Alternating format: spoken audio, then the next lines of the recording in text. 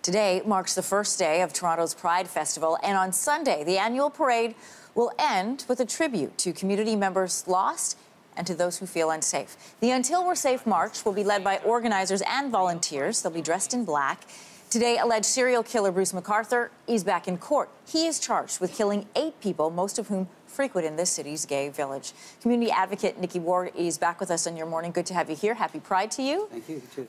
This case, an accused serial killer with alleged victims in the gay village, highlighted a problem that people in the community say they've known for years, that there's a real lack of communication between police and the needs in their community. We saw charges laid, an admission of serial killings happening, reopen of investigations. Has anything changed? Has this improved relations since the beginning of this year?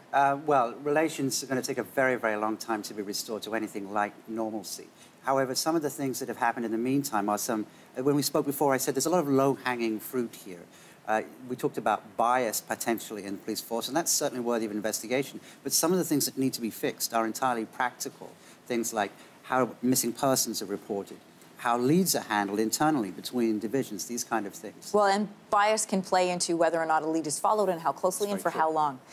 Toronto, we know, has one of the largest Pride celebrations in the world. Attendance, I understand, for this year is expected to be around 1 million people.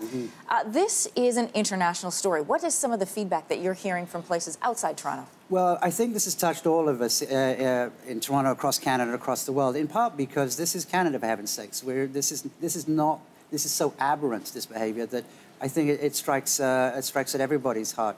I think also those people who've been following it more closely, the fact that the communication with the public has been, frankly, so poorly managed that at some point they were saying there is no pattern to this behaviour, and clearly there was, and people are asking everywhere if that placed the public at risk.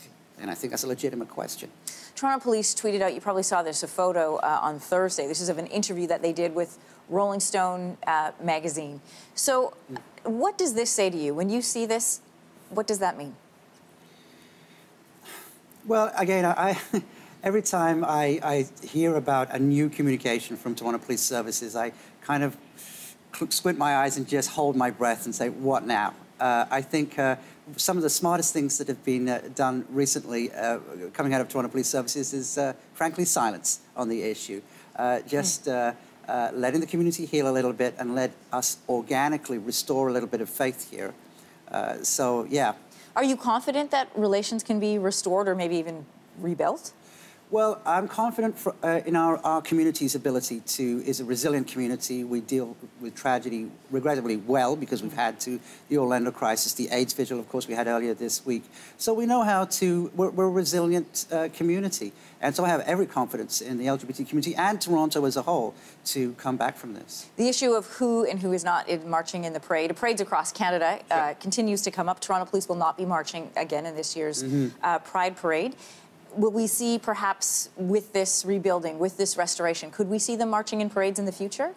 I don't see why not. I mean, there needs to be a shift, a massive shift in attitude, and that precedes any change. In other marches versus parades, you know, people are free to march as individuals. It's when they march as a group, and in light of really, really very poor handling of relations, that it just becomes untenable. And I think it's smart of the chief to pull back this year. All right, well, we will be watching for what happens, and happy Pride to you, as I said before. Nicki, thanks for coming on. Always good to touch base with you. Thank you very much.